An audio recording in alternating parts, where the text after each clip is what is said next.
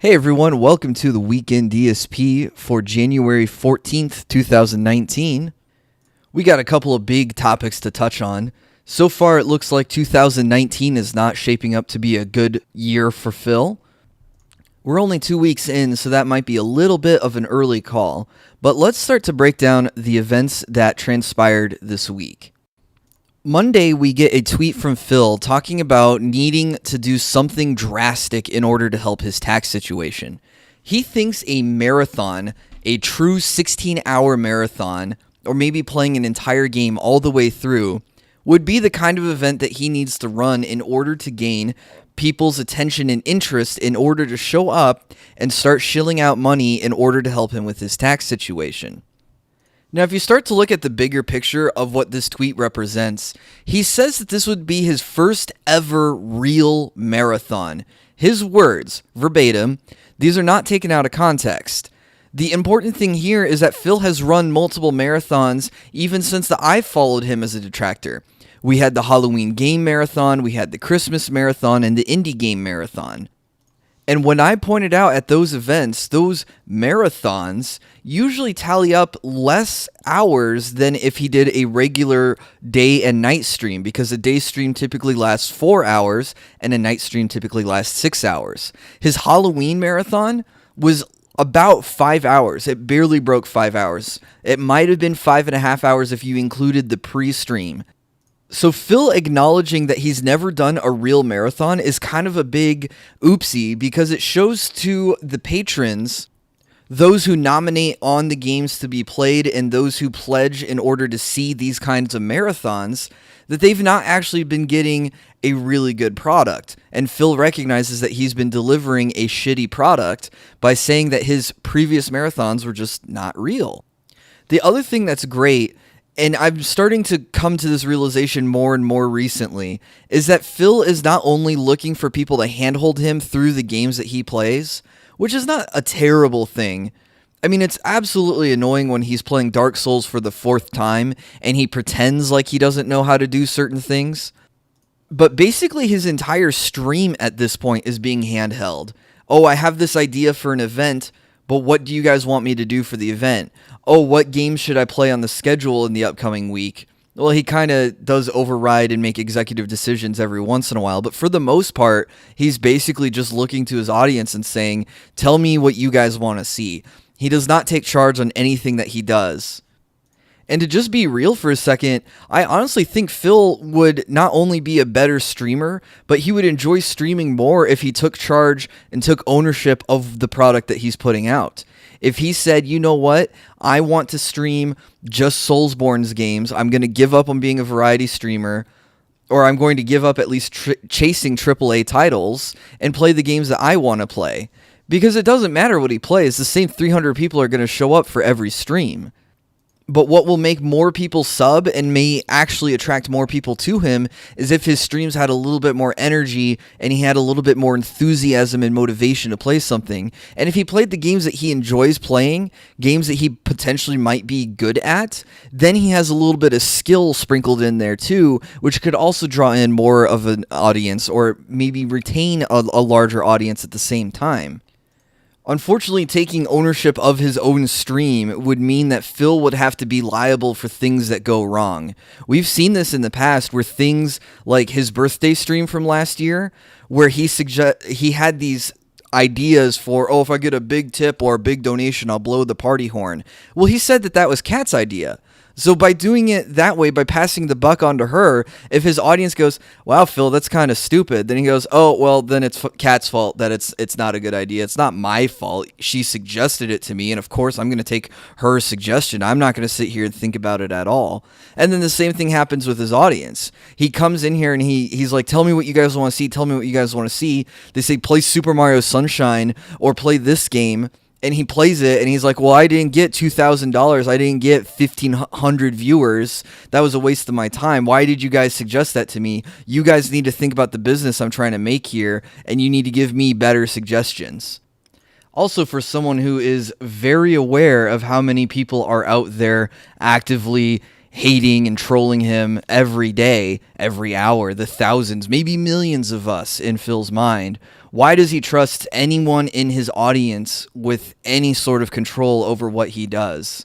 You would think he would make executive decisions all the time and take 100% ownership and say, I'm not going to give the trolls who are pretending to be fans lying in wait any sort of control over the kind of material I'm going to be putting out. Tuesday, during Final Fantasy IV, we get a great comment from Phil when people were checking in and asking him, hey, how is Kat feeling? Well, he was explaining that Kat has been sleeping downstairs on the couch by the fireplace. Now, I can't think of a time where my girlfriend and I have ever slept in separate beds or separate rooms when either of us are sick. But from what I've gathered from comments on Twitter and my stream chat, that this is not an uncommon occurrence. But usually it's the well partner who leaves the bedroom so that way they can sleep, but still give their sick partner the extra comfort they need so that way they can get all the rest they need in order to recover from their illness. Phil, on the other hand, is sleeping in his master bedroom, in his probably king-sized bed, while Kat is sleeping on the couch. Couches don't have as much cushions as a mattress. And having to get her heat from a fireplace as opposed to, I don't know, cuddling with your partner in bed. I know Phil got kind of salty when he had to address this shit that the detractors were making up, but it's really telling when you look at some of the other evidence with Kat. I mean, it is just speculation whether she's still there or not, but I'm not going to get into many of the theories. There are definitely tons of theories, but of course nothing concrete yet. So much for not sharing your personal life, Dave, and here you are telling us all about how sick your cat is and how she isn't talking to you or even sleeping in the same room with you anymore. I know he wants to spin it as, oh, things are totally fine, she's just sick, and give us some pity tips. But if I were to read between the lines, and having seen how women like Kat can act sometimes, it's definitely her giving him some sort of cold shoulder, not talking to him, not sleeping in the same room as him. She's going to be out the door, though Valentine's, I think, will be the true factor if she's still in by the 1 year anniversary or not.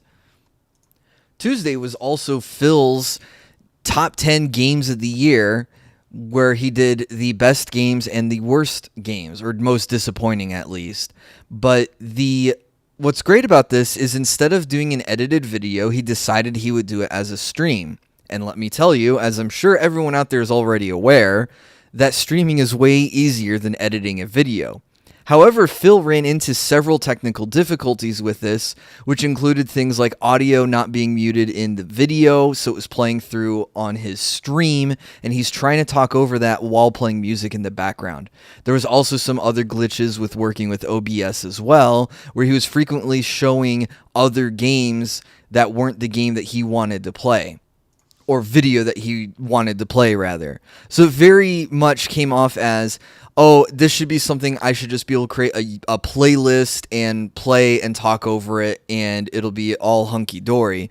But Phil made it even more difficult than it needed to be, and showed how absolutely little preparation went into doing this. He didn't even do any test streams locally, not even streaming out to the audience, but pressing record in OBS to make a local recording and then playing back 30 seconds of it to see how he sounded and see how everything lined up. He just thought he could press a button and go, and he'd create this magical experience for his audience. Now, for those of you that didn't catch the show live and don't want to go through the entire fucking shit show to figure out what the count was, I have the post here, and we'll just go over it briefly. So the top 10 games of the year were Forza Horizon 4 at 10, Mega Man 11 at 9, Assassin's Creed Odyssey at 8, Super Smash at 7, Dragon Ball FighterZ at 6, somehow placed higher than Smash, which was probably one of the most anticipated games of 2018. Detroit Become Human because of how it parallels the civil rights struggle. Spider-Man, Red Dead Redemption 2, Dragon Quest XI, and God of War 4. Now, what's really fucking hilarious about picking God of War 4 at number 1 is Phil shat on other Game of the Year award shows and said, oh, it's just whoever pays the most money into it, yada, yada, yada. These are all bought. It's rigged. It's a sham. It's all a shit show. You guys should still tune in for my top 10, however. And he picks the same fucking game. Like, he's too fucking much of a chicken shit to disagree with God of War being Game of the Year when God of War was a shitty game for him to stream, and he played it so shittily because all he did was spam axe throw. I'm also incredibly surprised that Black Ops 4 didn't make it anywhere on his list, considering how much he plays it and how much he says that it's the best Battle Royale game out there, while Battle Royale is at its peak popularity according to him. So the top 10 most disappointing games were Shadows of Tomb Raider at 10, Fighting EX Layer at 9, Red Faction Guerrilla at 8, Vampire at 7, PUBG at 6, Darksiders at 5, We Happy Few at 4, Street Fighter 30th Anniversary Collection at 3, State of Decay 2, a game that was probably disappointing because of the entire shit show that you created around it, and Sea of Thieves at number 1. Now, I don't really have a whole lot to say about the top 10 most disappointing games because he's made the whole year looking like he's hated every single game that he's played. But I do want to point out for his Red Dead Redemption 2 clip that he played and talked over his own gameplay of, included major spoilers to the Red Dead Redemption 2 storyline. So not only did he have spoilers on his Twitter feed and in his chat, but also he is spoiling that game on the Game Awards, his Game Awards show, I suppose. Now, Wednesday brought on a new addition to the stream. As you guys may recall from last week's video, Phil started a daily tip goal where he wanted to gain or get or earn, that's actually a strong usage of the word earn, $200 a day from the start of January, I guess, to the 15th, because he gets paid by Twitch on the 15th, but he needed tips because he gets that money right away. So he needed that to pay his bills. Even though he paid his January bills on December 30th, he still needs that for going out to eat and buying Cat nice things, I guess. I'm not really sure what he spends his money on anymore. He did say last week or the week before that he doesn't like to cook a meal 2 nights in a row. So it's go out to eat, cook a meal, go out to eat, cook a meal, go out to eat, cook a meal. Supposedly. I don't know how true that is. Again, risky speculation, and we only have his word to go on. And at the same time too, he also says, no, Kat cooks all the time, and when she's not cooking, I'm cooking, and then when neither of us are cooking, we're eating leftovers. But then he lets slip that they went out to eat and then they went shopping. Notice how I broke that up, because he said that last week. We went shop, and then he came back to it and was like, well, we went grocery shopping. I'm sure it was just for groceries and you didn't pick up anything else. But David Davidson pointed out on Twitter that 15th, Phil gets paid by Twitch, and here we are on the 16th, and we're still keeping track of our daily tips that we've gained. So Phil just points out that, hey, it really motivated people to give me money, so let's keep it around. So obviously he's just keeping it around strictly for the greed. The other thing that's really scummy by it is that he resets it between his day and his night streams. So you show up for the night stream and you see tip daily or tip total $0, and it goes, whoa, Phil hasn't made any tips at all today. I bet I could make his night if I throw him $5 or something like that. I don't know what goes through people's mind when they throw money his way and they're not trying to troll. So this is going to backfire on Phil spectacularly because of 2 reasons. Number 1, it creates another thing that he has to update manually every stream, every time he gets a new tip. Now, he has, during his blackout streams, let them kind of add up and add up and add up, and then he comes back in, has to do some shitty math and put it all back in and say, oh, well, I got $15, so now I need to add that to $17.75, and what is that, $22? And then he's just poor at doing math on the fly. So not only is it going to slow down the actual gameplay in his streams because he's going to have to stop and not only update the top tipper if they surpass the top tip, but now every tip is going to require him to update his leaderboard, whereas before he only had to update it for someone knocking off the previous king of the hill. Secondly, any fan who shows up for both the day and the night stream is going to see Phil got $100 in the day stream and $200 in the night stream, and no, Phil got $300 for the day.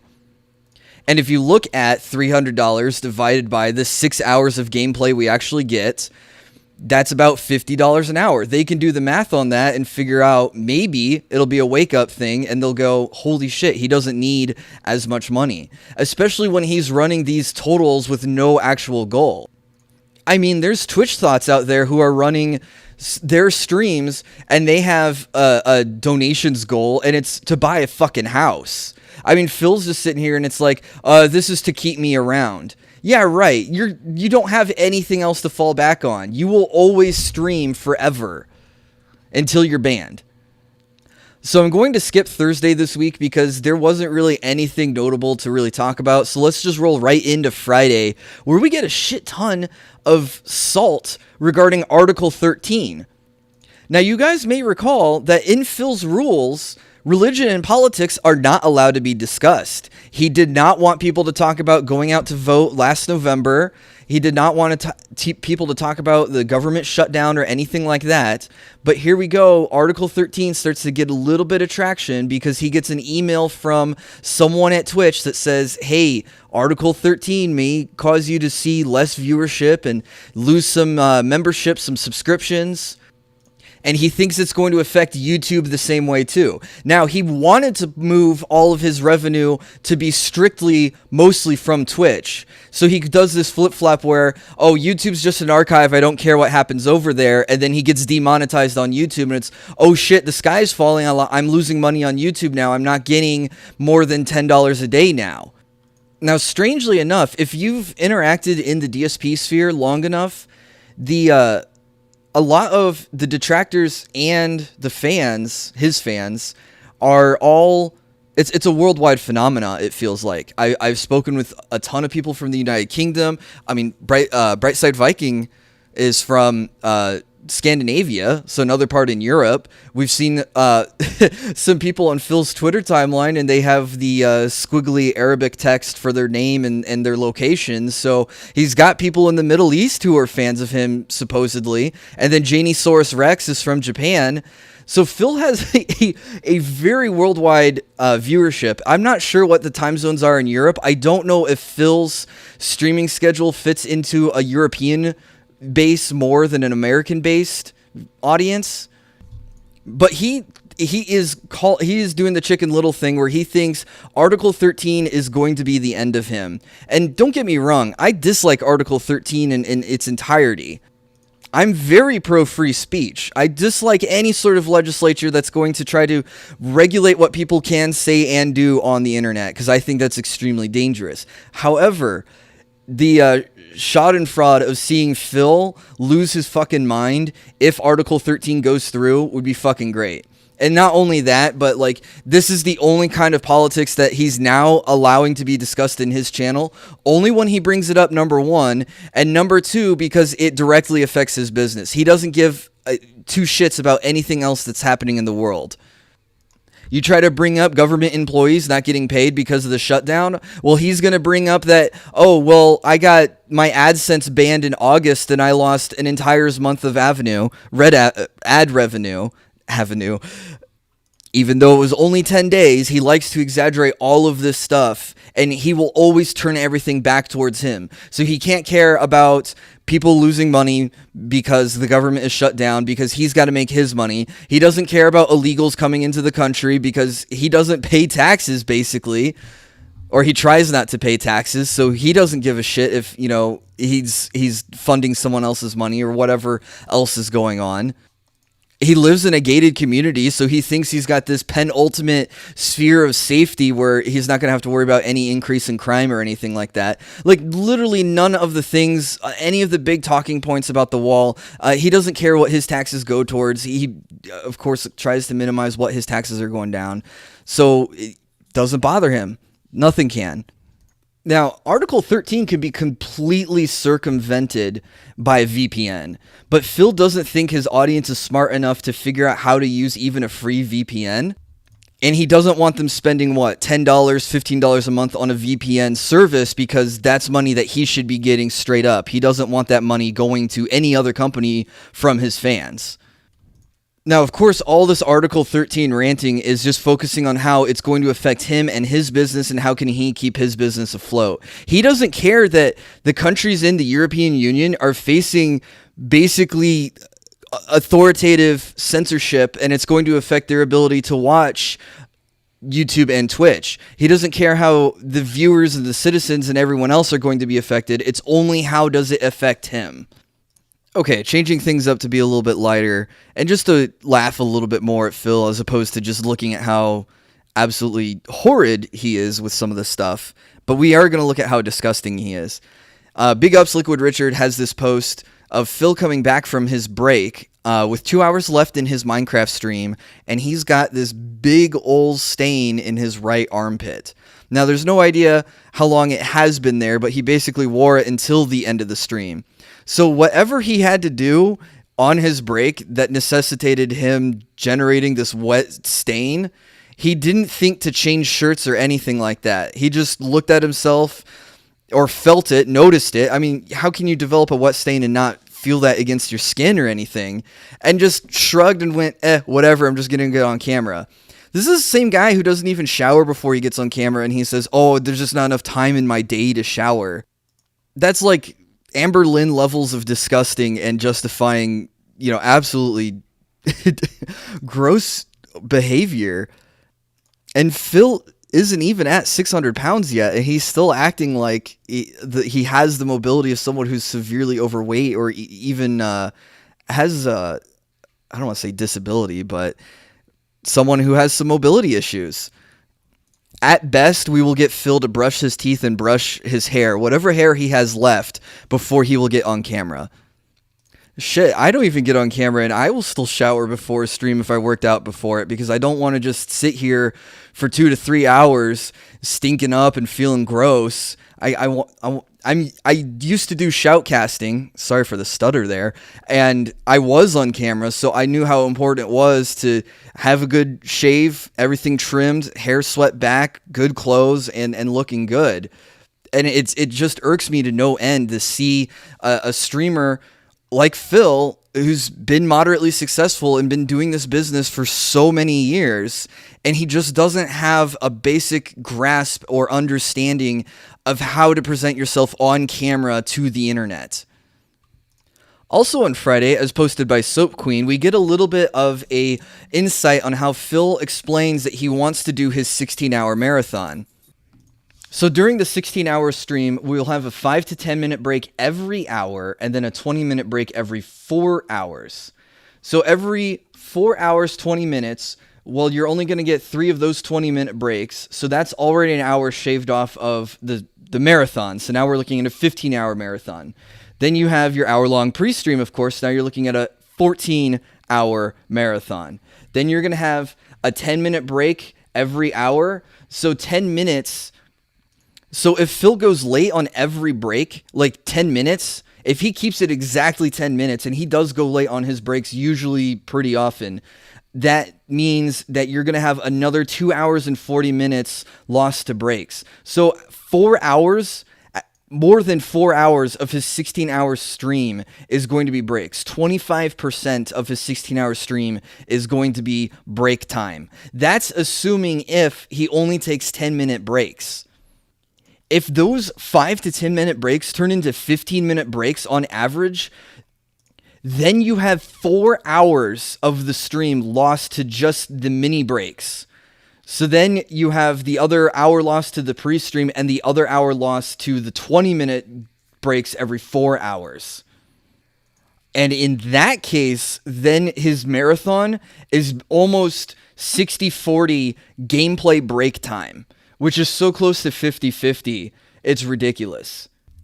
Now, I can't remember which stream it was where Phil started snacking on turkey jerky in the middle of the stream, but you will most likely, during this marathon, get Phil snacking on something. And I have seen streamers who do eat during their gameplay streams, but they typically mute their microphone. But for whatever reason in the goddamn universe, Phil does not know where the mute button is on his microphone, or the mute button is on OBS, or just does not care to press it.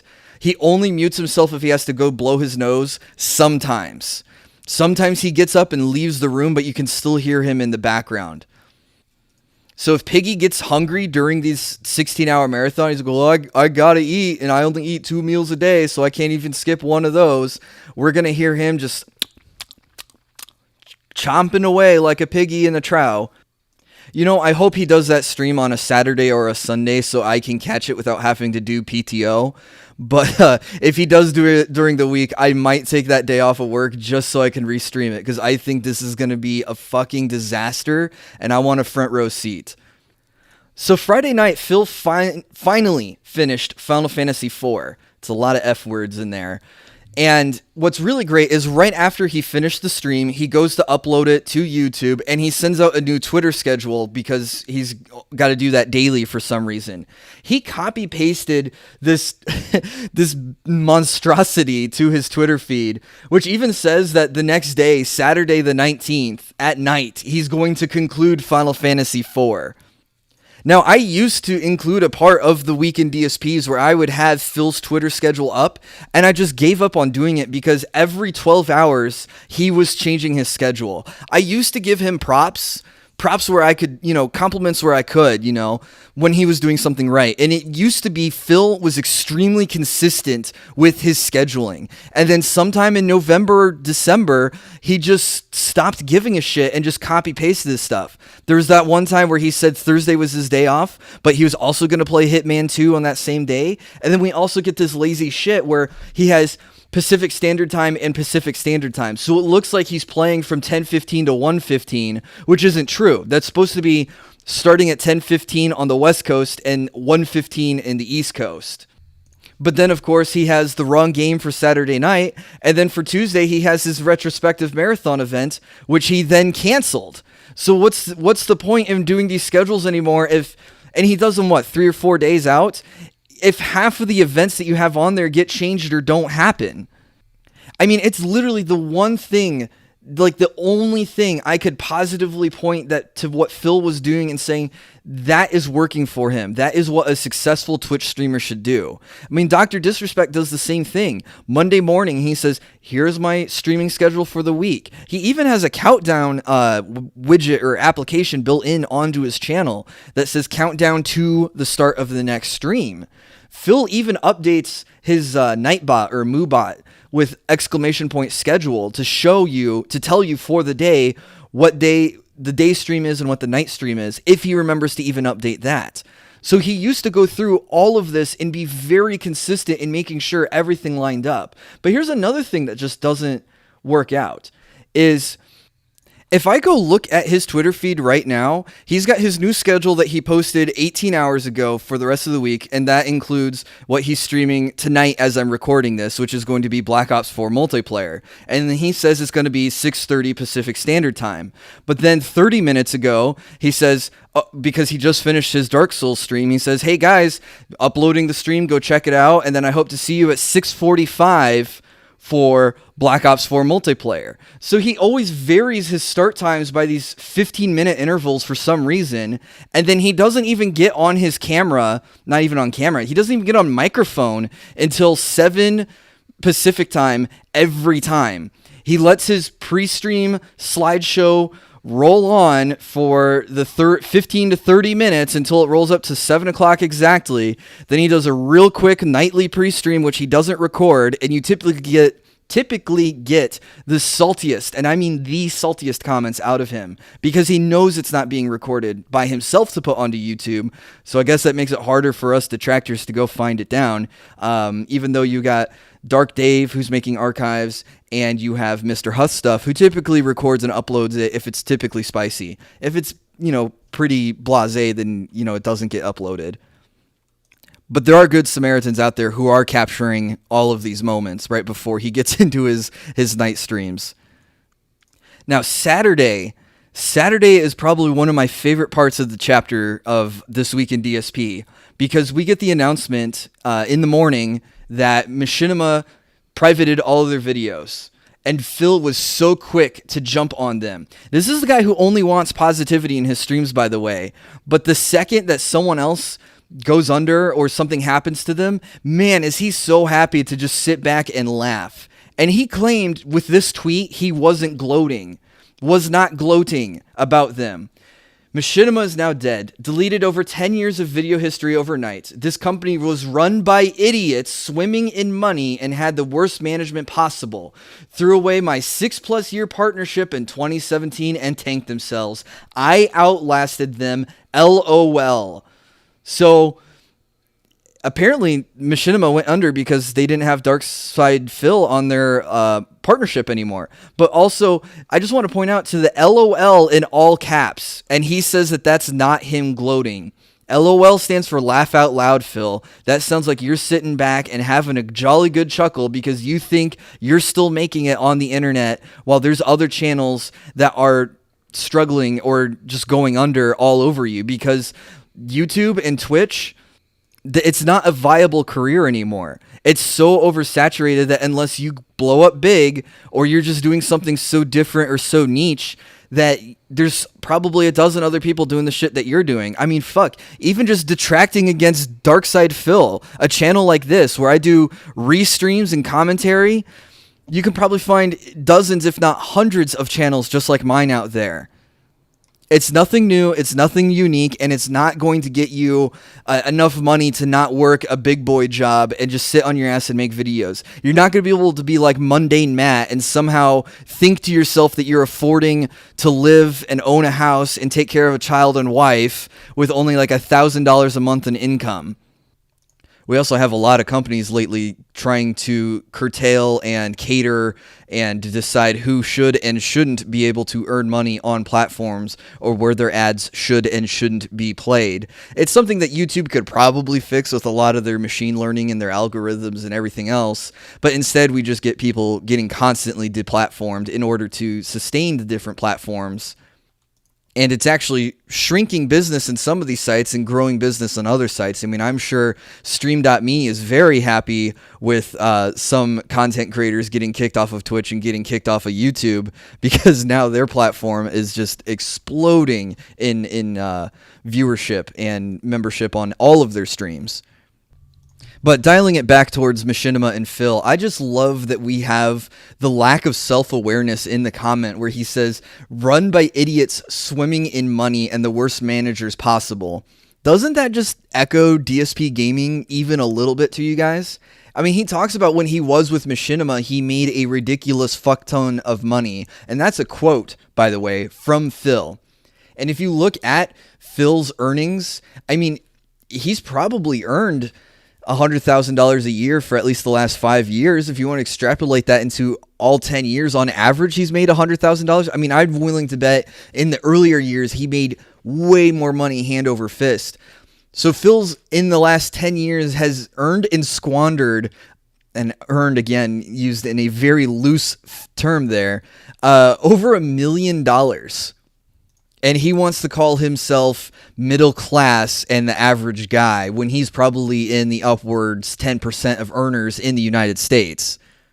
But he doesn't see the irony of going from swimming in cash to having to delete their channel, even though it's, I mean, I'll get into this later. There's another post that outlines what really happened with the Machinima deal, and Phil doesn't even bother to research into it. He thinks the company's completely under. What I think the actual story is that it got purchased or sold to another company that has plans for them, but they need to take everything down to negotiate or something. I'm not 100% sure behind that.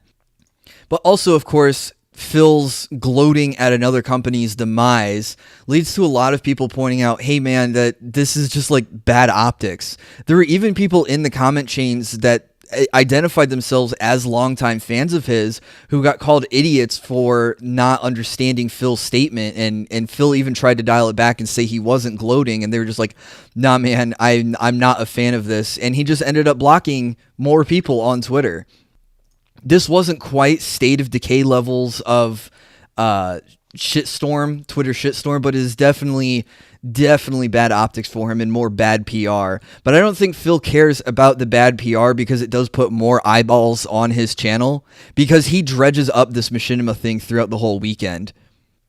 I also want to point out that Phil's propensity to just completely shit on companies when they've wronged him, quote unquote, is going to prevent him from getting any more partnerships in the future. I mean, I do not think Phil has the capability of getting a partnership in the future ever again. Not even a sponsor. He talks about how the chair company got scared away. He talks about how even supporters of his, like King Jezel, who did nothing wrong to wrong him, they just stopped supporting him. And he's like, oh, that guy got scared and ran away.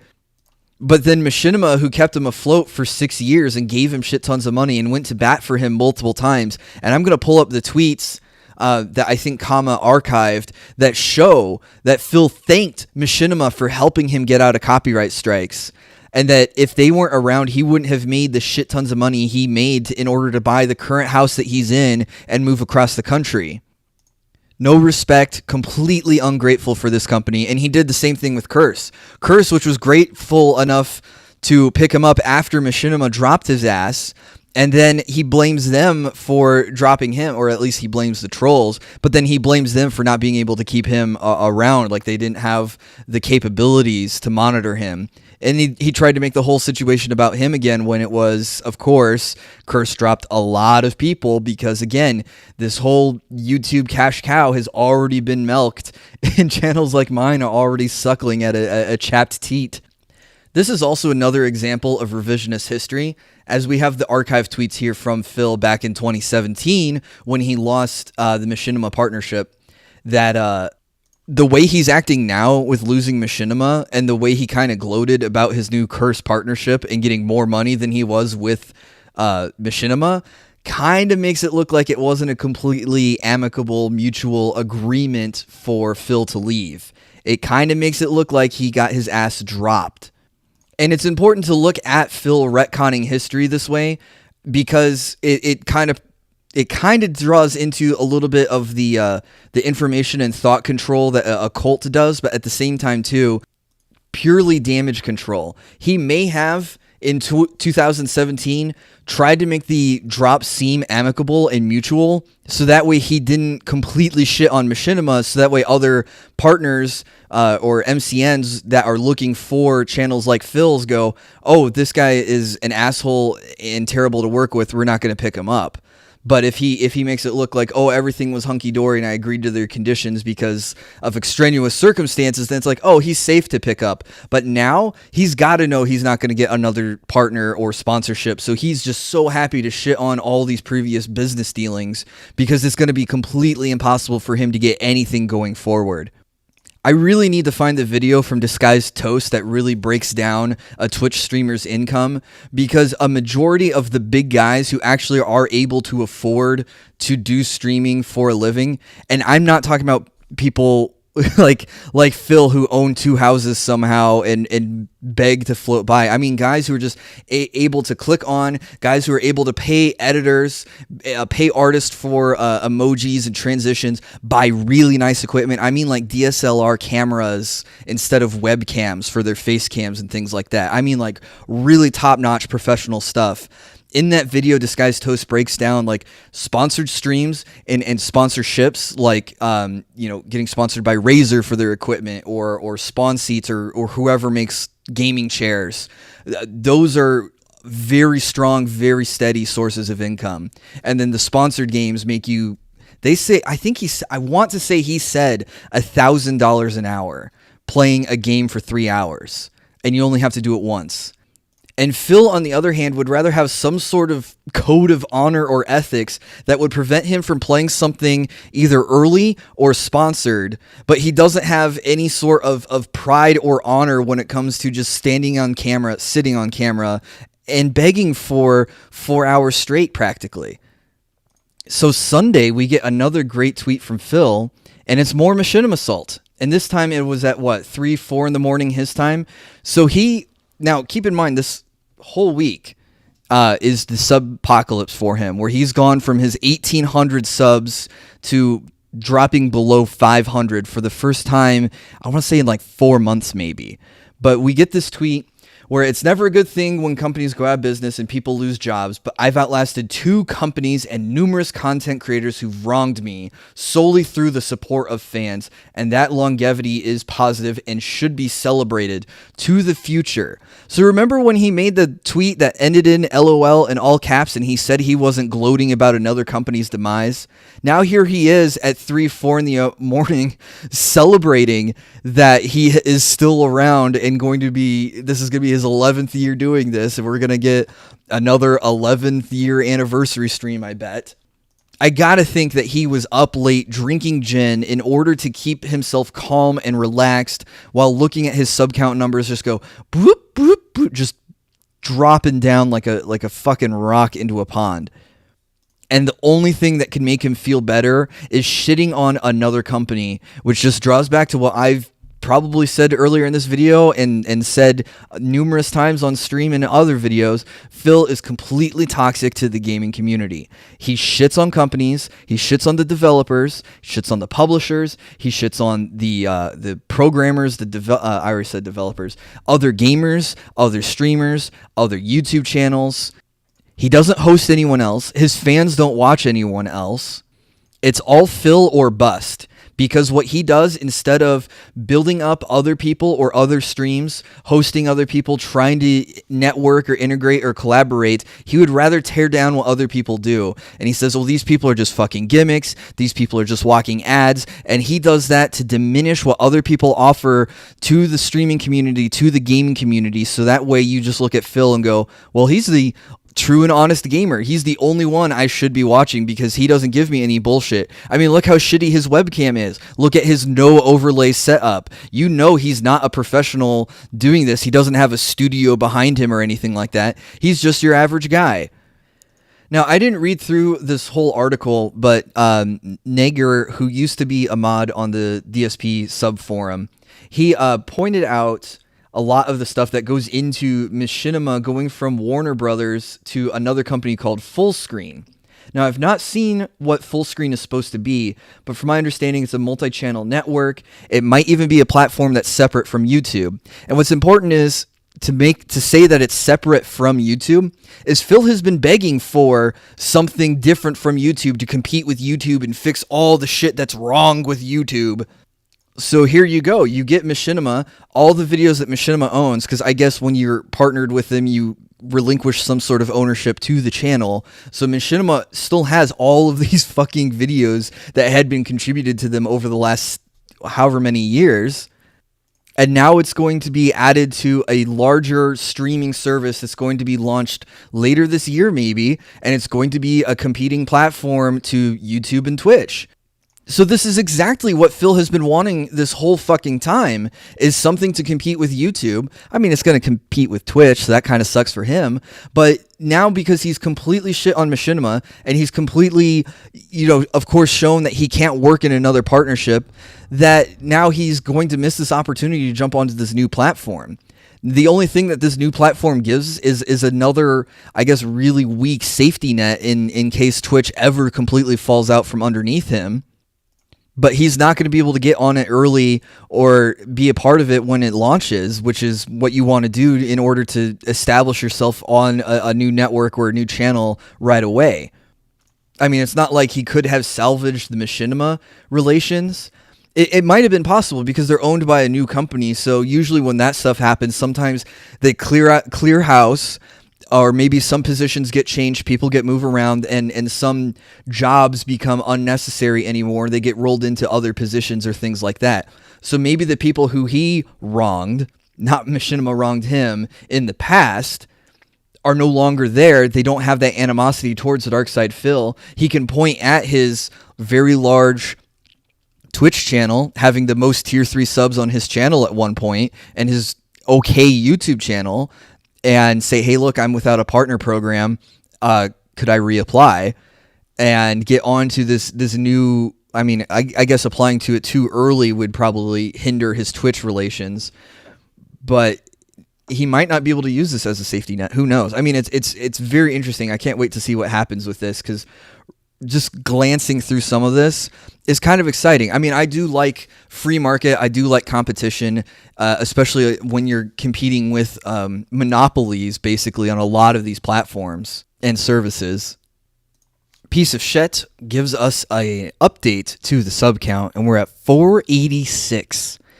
Phil used to be riding high at over 1,800 subs, the highest he's ever been, even beyond Tutankhamun. He had the most tier 3 subs of any channel on Twitch.tv, beating bigger, much larger streamers like Tim the Tatman, Dr. Disrespect, Shroud, Moon. It gave Phil lots of emote spaces, which he still has yet to fill in because he can't find anyone to do any free work for him. Now things are back to relative normalcy. I can't wait, though, for Phil to throw Emerald 7 under the bus. It's going to be inevitable. He does this for a lot of his big whales when they stop giving him money. I mentioned King Jezel earlier. He does the same to Brightside Viking. He did the same to Tutankhamun. He's going to eventually do the same to Swaggins when Swaggins reveals he's been a detractor all along, or when Swaggins just gets tired of being the butt of every joke, not only from the detractors, but even from Phil. Phil shits on him, and Swaggins shits on him back, and we know Phil to be very thin-skinned, and Swaggins will make a joke one time, and Phil will snap at him and unmod him, and that will be the end of that relationship. I bet in February, though, after he gets the Emerald 7 money, if he doesn't go on a vacation with it right away, he's going to be so quick to throw Emerald 7 under the bus and say that him giving so many subs made people not want to sub to his channel because they thought they could either get one for free or that they thought Phil had enough support and they weren't going to sub to him. And it just, again, goes to show how Phil doesn't understand how this culture is supposed to work. People don't just sub to you because they feel bad for you or feel like that you need some pity money. They usually sub to you if they enjoy your content, and especially on Twitch when emotes are very... people like to collect emotes, and they like to spam emotes. You can't use more than 10 emotes per message, and you can't spam in Phil's chat unless you're a mod.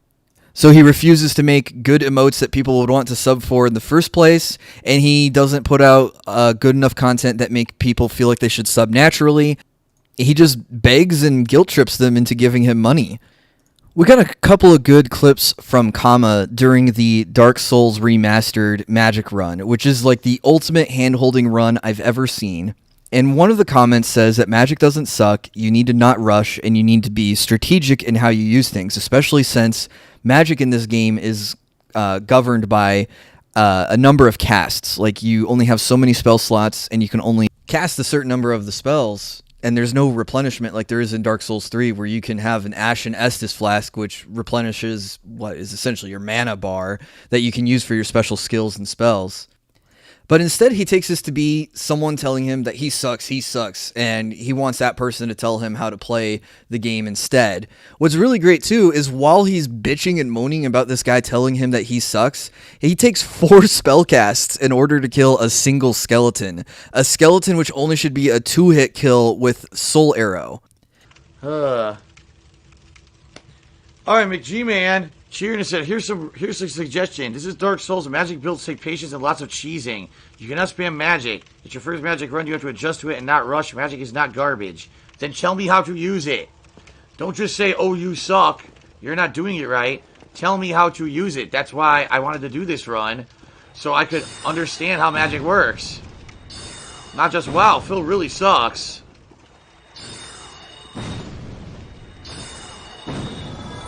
Of course I suck. I don't know what I'm doing. I have no clue how to utilize magic at all. Am I doing it at range? Is this how I'm supposed to do it? He takes this comment to be a troll comment, I believe, and that there are also shit tons of more troll comments that he was getting. Now, I do want to point out that during this Dark Souls stream, his viewership was higher than normal, and he was in the 650s, 700s range of viewers on his channel. Now, that didn't directly contribute to how much money he was getting. Thankfully, because he was running the tips total, he basically only made $50, $40 or $50 the whole morning stream. But because so much of the money was coming in the form of troll cheers and troll donations, he was complaining about the lack of mods attending his stream. Now, his mods only really show up for the games that they really want to watch. Swaggins will show up and shit on a game maybe for 30 minutes before he gets bored and goes back to jerking off to Amaranth ASMR. But there was no mods during his Dark Souls run. There were a couple of like really spicy big blocks of text really detailing some of Cat's history that made it into Phil's chat, and Phil would have to stop his game pretty regularly and ban these people himself. And he just got so frustrated with that. Not only does he have to manually update the tips total every time, update the new top cheer or top tip King of the Hill person, and also update his death count. So he just added a fifth thing that he has to do every stream now for Dark Souls, that he has to stop the game to manually type up because he can't automate anything for his stream. Then he has to balance that with trying to talk with his stream, which doesn't really happen a whole lot. Basically, the only interaction with his stream was banning people and calling them trolls and idiots. And then we get this nice, salty 30-second rant about making it mandatory to moderate in his chat.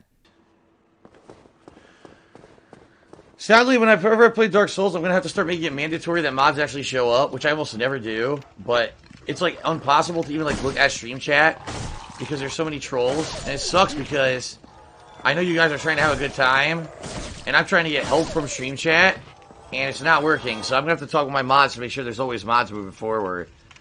This really sucks.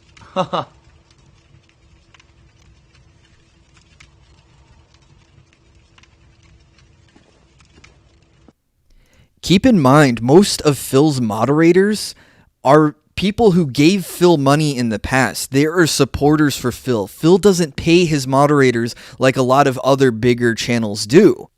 I joked about this during my restream, and I said it's like that episode of SpongeBob SquarePants where Mr. Krabs charges Squidward and SpongeBob the fees for drinking water on the job, using the bathroom, tying their shoe, that sort of thing. It takes it out of their paycheck. This is the same thing. You have to give Phil money to work for Phil.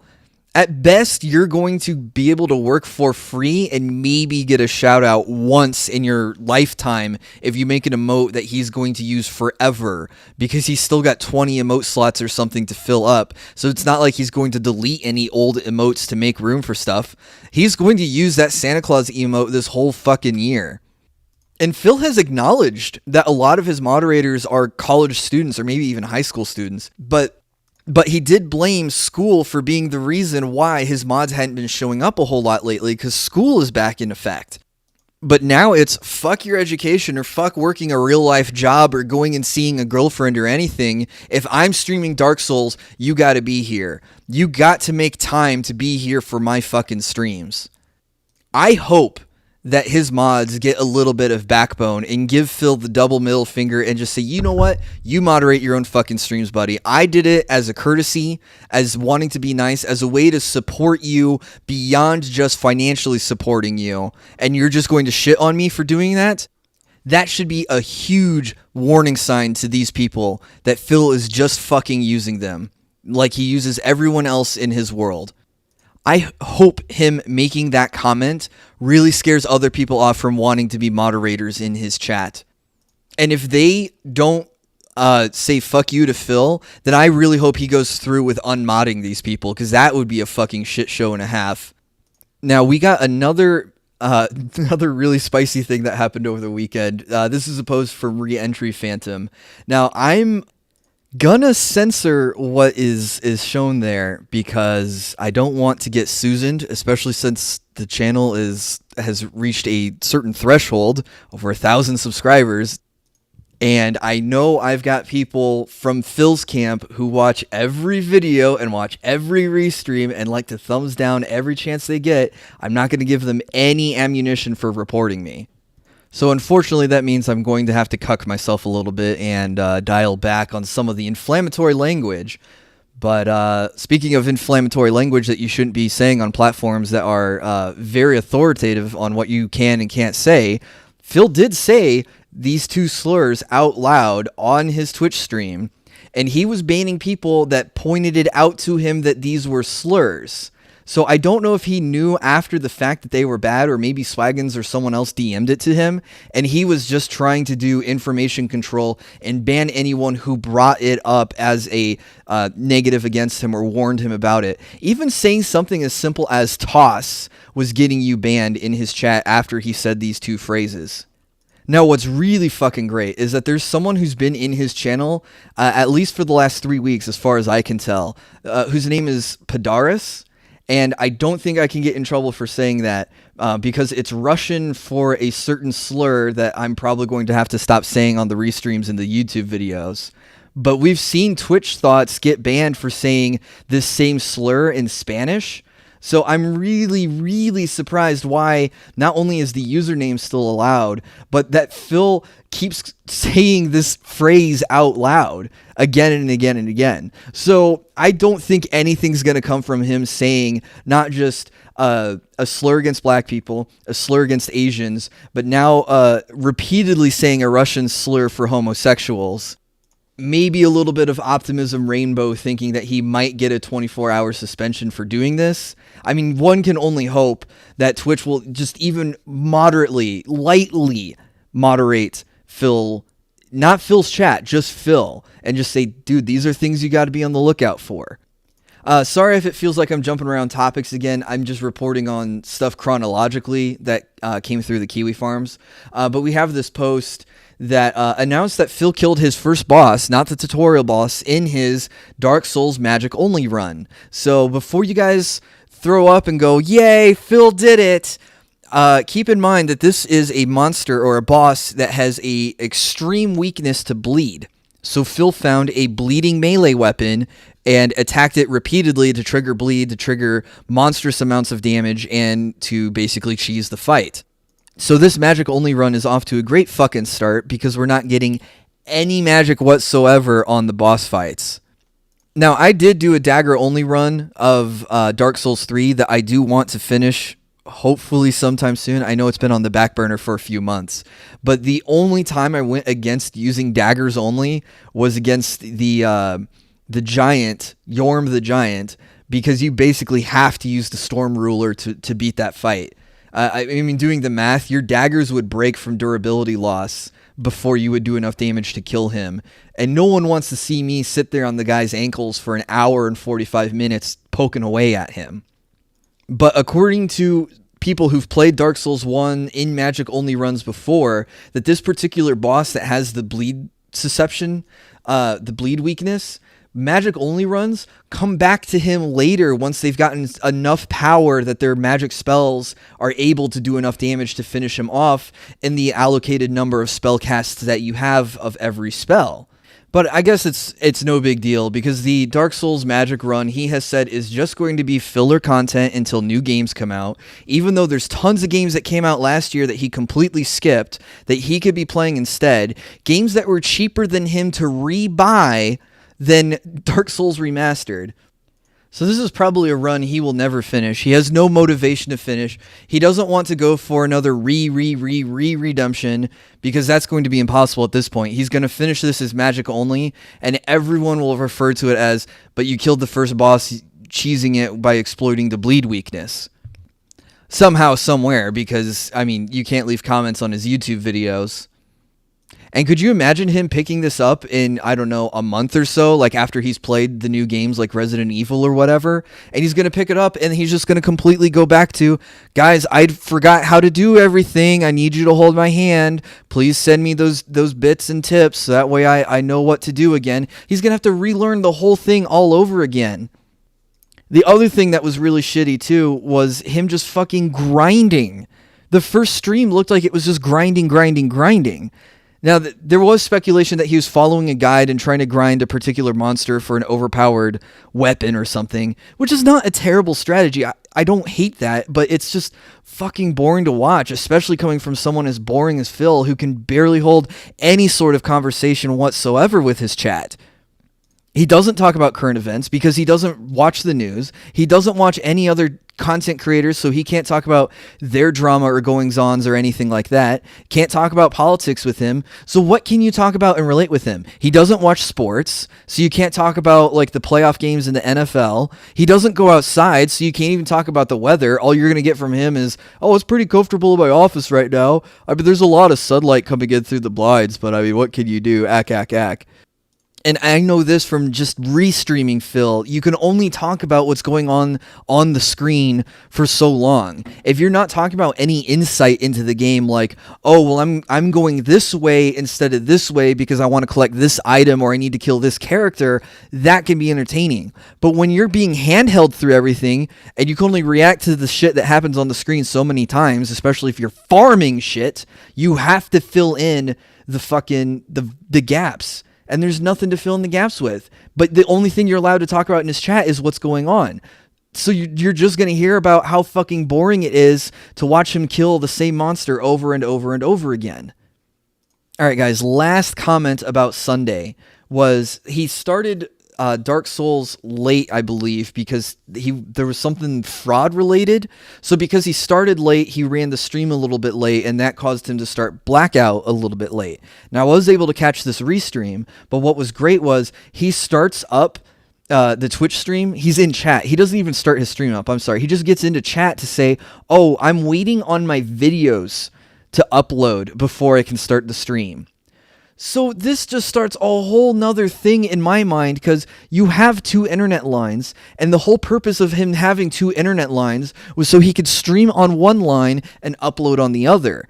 At least that was what was in my mind. Is he streaming and uploading from one line and watching Netflix on the other line?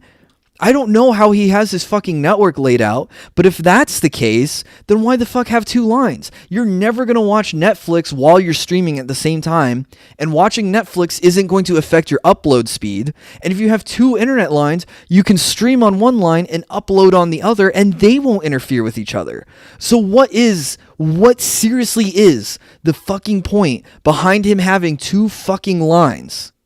Now, we've known about him uploading videos in the past because he has talked about waiting for, I can't remember what restream it was where I caught him doing this, but it was, I want to say it was during the pre-stream or even just the pre-stream slideshow. He was trying to upload, maybe it was Dragon Quest XI or one of his wrestling videos, but like, he doesn't upload anything outside of his scheduled time. So he probably says like 6:15, 6:30 Pacific Standard Time, because that's when he's sitting down to drag and drop the videos over to YouTube and then to just watch the progress bar while he's typing in the titles and typing in the thumbnail or whatever. But he does nothing outside of his scheduled time that's related to the Twitch channel or the YouTube channel. And if you're not going to put in extra work, why do you think you deserve extra money? And I know someone shat on me in the last video when I pointed out that I'm in sales. But here's the thing, man. Sales, it's commission. If I want to earn more money, I have to work harder to earn more money. I have to go visit more customers. I have to close more projects. I can't just sit on my laurels and collect my salary. I mean, unless I'm happy with going nowhere in the company and not gaining any extra income. But I'm not in Phil's situation where I'm trying to pay for two houses, a car, and a soulmate living with me. So you would think that he would either put in more, make his streams longer, or put in more time for his streams, or do more editing off time, or even just upload and manage those things in his off time. No, none of that. It's all during scheduled hours for Phil. No overtime, no coming in early, nada. But he still wants more money from his audience because he's been here for 10 years now, and that's the only reason. He thinks the universe is against him, but he's really against himself.